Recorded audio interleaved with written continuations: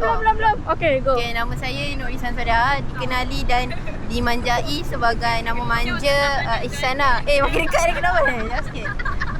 Lepas tu saya sebagai manager dan juga manager untuk trip kali ni lah, sebab mereka berada di hometown saya kan.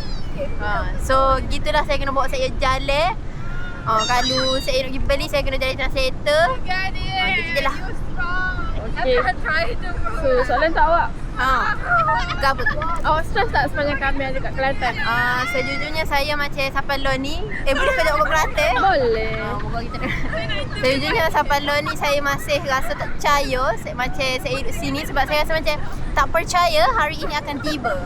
Di mana mereka akan datang ke Kelantan, to my hometown.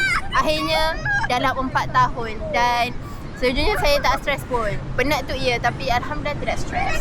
Ada je sikit. Ada apa? It's okay. Okay.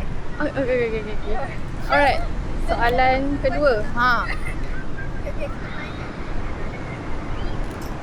Sekejap. Nampak? Sebab soalan tak banyak, sekejap je. Soalan untuk saya paling sikit lah. Saya tak tahu nak tanya soalan apa. Sebentar. Apa perasaan awak masa Zafira cabutkan paip rumah awak? Saya terkejut. Saya rasa macam, terkejut babe. Tapi sebenarnya saya macam terkejut. Tapi yang lebih mengejutkan dan lebih membuatkan saya terkejut adalah saya pun keliru nak buat apa. Saya macam, saya nak call siapa ni macam tu. Saya, waktu tu kat rumah kan tak ada orang. Ada kakak saya je. Macam tu lah. Itu sekian, makasih lah. Saya pun macam, saya tak tahu nak tolong apa waktu tu. Jarang-jarang kita kena jadi responsible. Okay. Okay dan. Okay, soalan seterusnya. Alamak, tak dramatik lah rasa. Itulah, awak Kenapa nak soalan yang dramatik lagi tak? Ada apa yang awak nak cerita? Tak ada, teruskan lah. Lagi soalan tak banyak. Okay. Okay, saya nak tanya. Betul ke tu rumah awak? Kenapa awak macam tak tahu kat mana barang-barang kat rumah? Tu kita kan tu rumah nenek saya kan.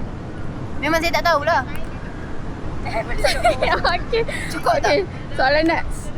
Awak ada beef dengan siapa-siapa tak kat sini? Ada tapi saya tak nak cakap kan. Insert set music.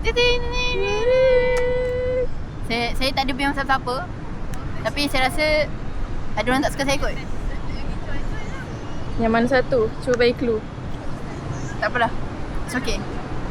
Nombor 1 ke, nombor 2 ke, nombor 3 ke, nombor 4? Saya tak tahu kedudukan dia orang. Boleh je awak ambil. Mungkin sampai sini je. Okay, itu sahaja. Thank you. Terima kasih. Macam tak best je saya punya ni. Itulah, saya tak tahu tanya soalan apa. Ada tak awak